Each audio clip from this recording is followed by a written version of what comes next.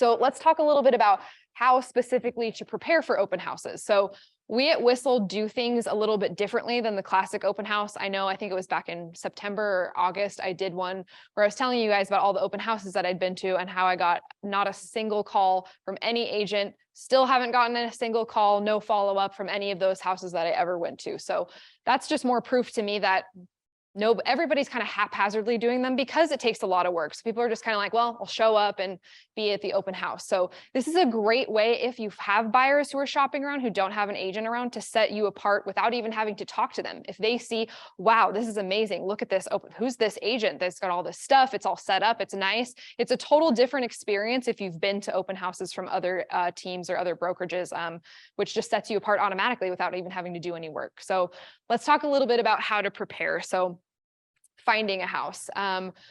Obviously having enough signs. We have a ton of materials for you guys to use to give out to buyers, stuff that's actually valuable, not just a business card, things that you can give them as a takeaway. We do a lot of marketing around our open house, have opportunities for that. And we've also provided you guys with a checklist. So I just want to kind of go into that. So obviously we do a great job of hosting our open houses, in our chats of grabbing ones that we have as our own listings. But I also want to talk about, hey, if there's not enough, or you're like, I really want to do one, all of the ones from our team are full, how do I pick one? So one really cool tool that you can use is Redfin. So if you're cross-referencing the MLS and you're saying, okay, let's find some vacant houses. I want to reach out to some listing agents, see, I want to pick a neighborhood that I like or that I want to farm. How do I pick which one?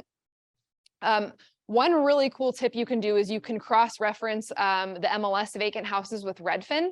Redfin takes a ton of data on this stuff. And so have you guys ever used Redfin and seen like the hot home button, those little orange?